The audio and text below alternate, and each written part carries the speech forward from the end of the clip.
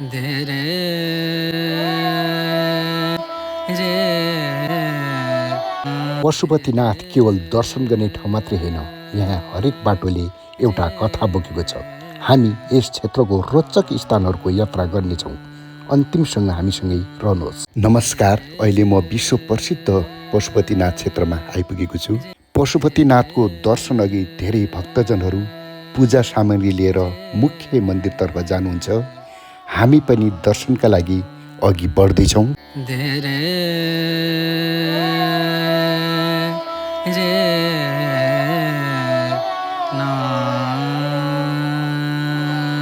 अब हामी पशुपतिनाथको मुख्य मन्दिरमा दर्शन गर्न जाँदैछौँ। दर्शनपछि यहाँका केही विशेष स्थानहरू पनि तपाईँहरूलाई देखाउनेछु। धेरै रे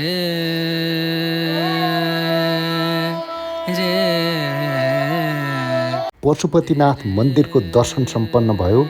मन्दिरभित्र छायाङ्कन गर्न अनुमति नभएकाले त्यहाँका दृश्यहरू देखाउन सकिएन। अब यस पवित्र क्षेत्रका अन्य महत्त्वपूर्ण स्थानहरू पनि सँगै घुमौँ है त। पशुपतिनाथको मुख्य मन्दिर वरिपरि रहेका यी मन्दिरहरू, यी देवालयहरूले पशुपतिनाथ क्षेत्रको धार्मिक महत्त्वलाई अझ विशेष बनाइरहेका छन्। यी मन्दिरभित्र रहेका प्रत्येक शिवलिङ्गहरूमा भक्तजनले श्रद्धापूर्वक जल, बेलपत्र र फुल अर्पण गर्दै भगवान शिवप्रति आफ्नो आस्था व्यक्त गर्दछन्। यहाँ श्रद्धालुहरूले भगवान शिवको कृपा प्राप्तिको कामना गर्दै रुद्री पूजा गराउने गर्दछन्। पशुपतिनाथमा दैनिक रूपमा यस्ता धार्मिक अनुष्ठान सञ्चालन भइरहेका हुन्छन्। वन्दे सूर्य शशाङ्क नयनं वन्दे मुकुन्द प्रियं कल्पद्रुमादि द्रुमजानि दानि पुष्पाञ्जलिर्मे तुसुखाय नित्यम्। अब हामी बागमती नदीतिर जाउँ साथीहरू। यो हो पवित्र बागमती नदी। पशुपतिनाथ क्षेत्रको धार्मिक जीवनसँग यसको गहिरो सम्बन्ध रहेको छ।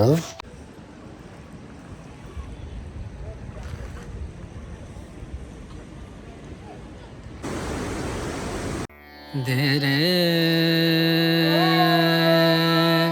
रे जीवनको अन्तिम यात्रामा मानिसलाई यही स्थानबाट श्रद्धापूर्वक विदाई गरिन्छ। जन्म र मृत्यु जीवनका शाश्वत सत्य हुन्। यही सत्यलाई यो पवित्र स्थानले मौन रूपमा सम्झाइरहेको हुन्छ। धेरै रे हामी आइपुगेका छौँ मृगस्थलीमा। पशुपतिनाथ क्षेत्रको यो शान्त र प्राकृतिक वातावरणले भरिएको स्थान धार्मिक तथा ऐतिहासिक महत्त्वका कारण विशेष मानिन्छ। यो हो गोरखनाथ मन्दिर। नाथ परम्पराका महान योगी गोरखनाथसँग जोडिएको यो स्थान पशुपतिनाथ क्षेत्रको महत्त्वपूर्ण धार्मिक स्थल मानिन्छ। पशुपतिनाथ क्षेत्रमा यी गाईहरू हिन्दू परम्परामा पवित्र मानिन्छन्। भगवान शिवसँग गाईको विशेष सम्बन्ध रहेको विश्वास गरिन्छ। यसैले यहाँ स्वतन्त्र रूपमा विचरण गर्ने गाईहरू यस क्षेत्रको धार्मिक पहिचानको एउटा महत्त्वपूर्ण हिस्सा हुन्। धेरै रे फाइनली हामी आइपुगेका छौँ गुहेश्वरी मन्दिर।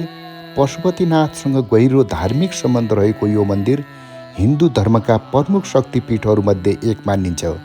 पौराणिक मान्यता अनुसार सतीदेवीको पवित्र अङ्ग यी स्थानमा पतन भएकोले यो स्थल अत्यन्त श्रद्धा र आस्थाको केन्द्र बनेको हो।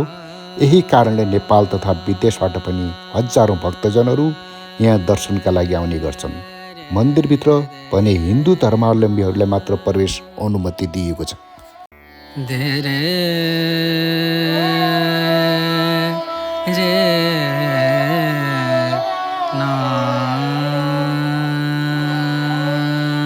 अब हामी बनकाली उद्यानमा जाँदैछौँ। यो उद्यानमा प्रवेश गर्न 50 रुपियाँको टिकट लिनुपर्ने हुन्छ। अब हामी आइपुग्यौँ बनकाली उद्यान। पशुपति क्षेत्रभित्र रहेको यो आध्यात्मिक उद्यान प्रकृति, शान्त वातावरण र धार्मिक सम्पदाको सुन्दर सङ्गम हो। यहाँ आकर्षक पदमार्ग, हरियालीले भरिएको बगैँचा, ध्यान र विश्रामका लागि उपयुक्त स्थान तथा विभिन्न आध्यात्मिक संरचनाहरू निर्माण गरिएका छन्। सहरको भिडभाडबाट केही समय टाढा रहेर शान्त वातावरणको अनुभूति गर्न चाहनेहरूका लागि यो उद्यान उत्कृष्ट गन्तव्य बनेको छ। त्यसैले पशुपतिनाथ दर्शन गर्न आउने धेरै भक्तजनहरू र पर्यटकहरू पनि केही समय बिताउन यहाँ आउने गर्दछन्।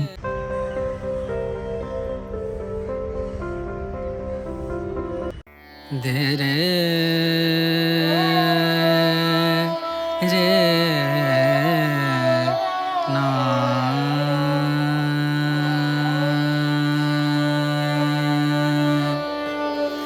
रे ना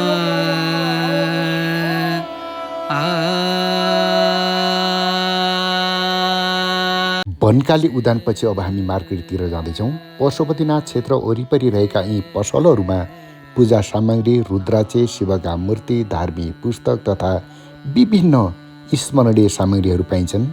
दर्शनका लागि आउने धेरै भक्तजन यहीँबाट पूजा सामग्री खरिद गर्ने र मायाको चिनो स्वरूप कि स्मरणीय वस्तुहरू लिएर जाने गर्दछन्। साँझ पर्न थालेसँगै पशुपति परिसरमा भक्तजनहरूको भिड बढ्न थाल्छ।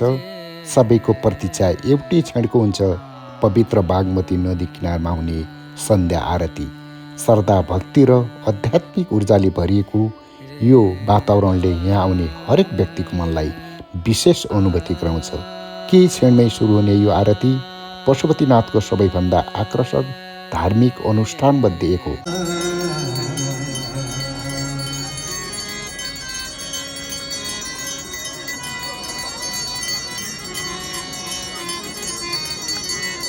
बागमती नदीको पवित्र किनारमा दैनिक रूपमा आयोजना हुने यो सन्ध्या आरती पशुपतिनाथको सबैभन्दा विशेष धार्मिक अनुष्ठानमध्ये एक हो।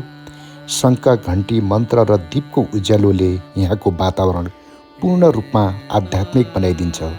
यही दिव्य क्षणको साक्षी बन्न नेपालका विभिन्न ठाउँका साथै विदेशबाट पनि हजारौँ श्रद्धालुहरू यहाँ आउने गर्दछन्। पशुपतिनाथ आउने धेरैका लागि यो आरती जीवनभर सम्झिरहने अनुभव हुने गर्दछ।